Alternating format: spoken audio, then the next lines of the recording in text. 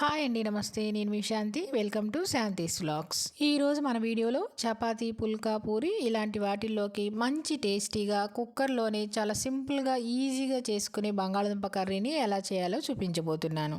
ఎప్పుడు చేసుకునే బంగాళదుంప కర్రీ కాకుండా చపాతీ, పూరి, పుల్కా ఇలాంటి వాటిలోకి మంచి టేస్టీగా ఈ బంగాళదుంప కర్రీ చాలా బాగుంటుందండి. ఒక్కసారి ఈ విధంగా ట్రై చేసి చూడండి, చాలా బాగుంటుంది. కుక్కర్లోనే ఈజీగా చేసేసుకోవచ్చు. ముఖ్యంగా ఈ కర్రీ చపాతీలోకి చాలా బాగుంటుంది. ఇలా చేసి పెడితే 1కి 4 తినేసేస్తారు, అంత రుచిగా ఉంటుంది. మరి ఇంకెందుకని ఆలస్యం, లేట్ చేయకుండా వీడియోలోకి వెళ్ళిపోదాం. వీడియోలోకి వెళ్లే ముందుగా నా ఛానల్ని సబ్స్క్రైబ్ చేయని వాళ్ళు ఉంటే సబ్స్క్రైబ్ చేయడం మాత్రం మర్చిపోకండి. ఈ బంగాళదుంప కర్రీ కోసం నేను ఇక్కడ 1/2 కేజీ బంగాళదుంపల్ని తీసుకున్నానండి. ఇలా 1/2 కేజీ బంగాళదుంపలు తీసుకొని శుభ్రంగా కడిగి పెట్టేసుకున్నా. అలానే 1/2 కేజీ టమాటాలని కూడా తీసుకోవాలి. రెండు సమానంగా ఈక్వల్గా తీసుకోవాలండి. 1/2 కేజీ టమాటాలు అలానే 1/2 కేజీ బంగాళదుంపలు తీసుకోవాలి. ఇప్పుడు ఈ బంగాళదుంపలకి పైనున్న చెక్కంతా ఇలా పీలర్తో మొత్తం తీసేసుకోవాలండి. ఇలా మొత్తం బంగాళదుంపల్ని తీసేసుకున్నాక ఇప్పుడు ఈ బంగాళదుంపల్ని కట్ చేసుకుందాం. బంగాళదుంపల్ని మరీ చిన్న చిన్నవిగా కాకుండా మరీ పెద్దవి కాకుండా ఇక్కడ నేను చూపించే విధంగా కట్ చేసుకోవాలండి. ఇక్కడ నేను చూపించే విధంగా ఒక్కొక్క బంగాళదుంపని తీసుకొని 2 సగాలుగా కట్ చేసేసుకొని ఈ సైజ్ ముక్కలుగా పెద్ద ముక్కలుగా కట్ చేసుకోవాలండి. మరీ చిన్న ముక్కలుగా కట్ చేసుకోకూడదు. చూడండి, ఈ విధంగా కట్ చేసుకుంటే కర్రీ అనేది చాలా బాగుంటుంది. ఇలా కట్ చేసుకున్న బంగాళదుంప ముక్కల్ని ఒక బౌల్ తీసుకొని ఆ బౌల్లో కొద్దిగా నీళ్లు పోసుకొని ఆ నీళ్ళల్లో ఈ ముక్కల్ని వేసేసుకోవాలండి. మనం నీళ్ళలో గనక ఈ బంగాళదుంప ముక్కలు వేసుకోకపోతే బంగాళదుంప ముక్కలు అనేవి నల్లగా అయిపోతాయి. ఇలానే మొత్తం బంగాళదుంప ముక్కల్ని కట్ చేసేసుకొని నీళ్ళల్లోకి వేసేసుకోవాలి. బంగాళదుంపలన్నీ ఇలా కట్ చేసేసుకున్నాక దీన్ని పక్కన పెట్టేసేసుకొని ఇప్పుడు టమాటాలని కూడా కట్ చేసుకోవాలి. ఇక్కడ ఒక్కొక్క టమాటాని తీసుకొని నేను చూపించే విధంగా 4 ముక్కలుగా కట్ చేసుకోవాలండి. మరీ చిన్న ముక్కలు అవసరం లేదు. ఈ విధంగా 4 ముక్కలుగా కట్ చేసుకుంటే సరిపోతుంది. ఇలానే అన్ని టమాటా ముక్కల్ని కట్ చేసుకోవాలి. టమాటాలన్నీ ఇలా ముక్కలుగా కట్ చేసేసుకొని వీటిని కూడా పక్కన పెట్టేసేసుకొని ఇప్పుడు ఈ బంగాళదుంప కర్రీలోకి లైట్గా మసాలాని ప్రిపేర్ చేసుకుందాం. ఈ మసాలా కోసం ఒక 3 పచ్చిమిర్చి, అలానే ఒక చిన్న అల్లం ముక్క, 1 స్పూన్ జీలకర్ర, అలానే 1 స్పూన్ ధనియాలు, ఒక 10 మిరియాలు తీసుకోవాలి. వీటన్నిటిని ఇలా రెడీ చేసుకున్నాక ఇప్పుడు ఒక మిక్సీ జార్ తీసుకొని ఆ మిక్సీ జార్లోకి మనం రెడీ చేసుకున్న మసాలా అంతా వేసేసుకోవాలి.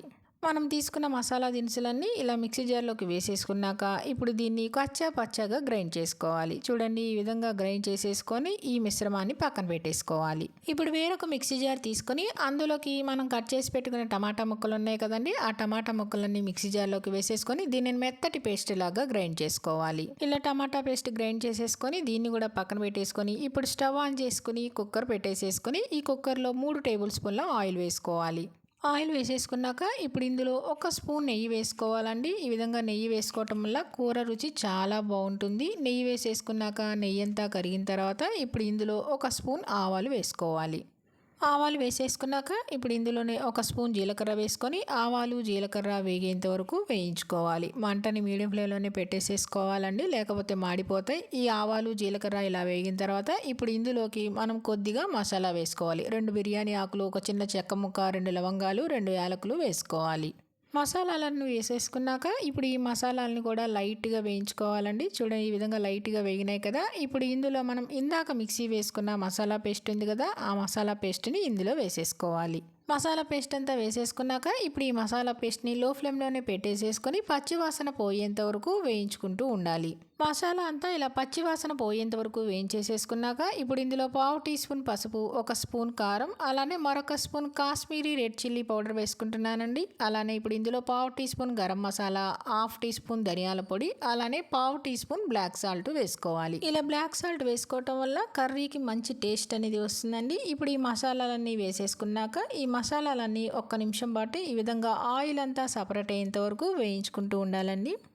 ఆయిల్ అంతా ఇలా సపరేట్ అయ్యి మనం వేసుకున్న మసాలాలన్నీ బాగా ఇలా వేయించేసేసుకున్నాక ఇప్పుడు ఇందులో ఒక 2 ఎండుమిర్చిని కూడా వేసేసుకొని మరొకసారి కలుపుకోవాలి. ఎండుమిర్చి కూడా ఇలా కలిపేసేసుకొని ఇప్పుడు ఇందులో కొద్దిగా ఇంగు వేసేసుకొని ఆ ఇంగు కూడా ఈ మసాలాలో కలిసేలాగా కలుపుకోవాలి. ఇలా మొత్తం కలిపేసేసుకున్నాక ఇప్పుడు ఇందులో మనం మిక్సీ వేసుకున్న టమాటా పేస్ట్ అంతా వేసేసుకోవాలి.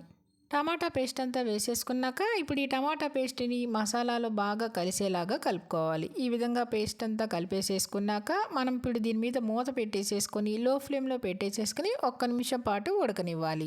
ఇలా మూత పెట్టి ఉడికించుకుంటే టమాటా పేస్ట్ అనేది తొందరగా ఉడికిపోతుందండి. 1 నిమిషం తర్వాత మూత తీసుకొని మరొకసారి ఈ గ్రేవీ అంతా బాగా కలుపుకోవాలి. చూడండి కొంచెం దగ్గరగా గట్టిపడింది కదా. ఇలా కలిపేసేసుకున్నాక ఇప్పుడు ఇందులో రుచికి సరిపడినంత ఉప్పు కూడా వేసేసుకోవాలి. ఉప్పు వేసేసుకున్నాక ఈ ఉప్పు కూడా కలిసేలాగా కలుపుకోవాలి. ఉప్పు అంతా ఈ మసాలా పేస్ట్లో వేసుకొని కలిపేసేసుకున్నాక మళ్ళీ దీని మీద మూత పెట్టేసుకొని మరొక నిమిషం పాటు ఉడకనివ్వాలి. ఉప్పు వేసుకున్నాక మరొక నిమిషం పాటు వేయించుకుంటే మనకి బాగా కుక్ అవుతుందండి. చూడండి ఈ విధంగా ఆయిల్ అంతా సపరేట్ అయ్యి బాగా దగ్గరగా ఉడికిపోయింది కదా. ఈ విధంగా మసాలా పేస్ట్ అంతా మరొకసారి కలిపేసేసుకొని ఇప్పుడు ఇందులో మనం కట్ చేసి పెట్టుకున్న బంగాళదుంప ముక్కలు ఉన్నాయి కదండి. ఇలా కట్ చేసుకున్న బంగాళదుంప ముక్కలన్నీ ఈ మసాలా పేస్ట్లోకి మొత్తం వేసేసుకొని ఒక్కసారి ఈ మసాలా పేస్ట్లో బంగాళదుంప ముక్కలు కూడా బాగా కలిసేలాగా 1 నిమిషం పాటు కలుపుకోవాలండి. ఈ విధంగా కలుపుకుంటే మసాలా పేస్ట్ అంతా ముక్కలకి బాగా పడుతుంది. ఇలా బంగాళదుంప ముక్కలు మసాలా పేస్ట్ అంతా కలిపేసేసుకొని ఇప్పుడు ఇందులో 2 గ్లాసుల నీళ్లు పోసుకోవాలి. మనం గ్రేవీకి తగ్గట్టుగా నీళ్లు పోసుకోవాలండి. మీరు కొంచెం చూసి పోసుకోండి. నీళ్లు పోసేసుకున్నాక ఇప్పుడు ఇందులో ఒక 2 పచ్చిమిర్చి అలానే కొద్దిగా పుదీనా ఆకుల్ని వేసేసుకొని ఇప్పుడు పుదీనా ఆకులు పచ్చిమిర్చి అంతా ఒకసారి కలిసేలా కలిపేసేసుకొని ఇప్పుడు కుక్కర్ మూత పెట్టేసుకోవాలి. మూత పెట్టేసుకున్నాక విజిల్ పెట్టేసేసి 2 విజిల్స్ వచ్చేంత వరకు ఉడికించుకోవాలి.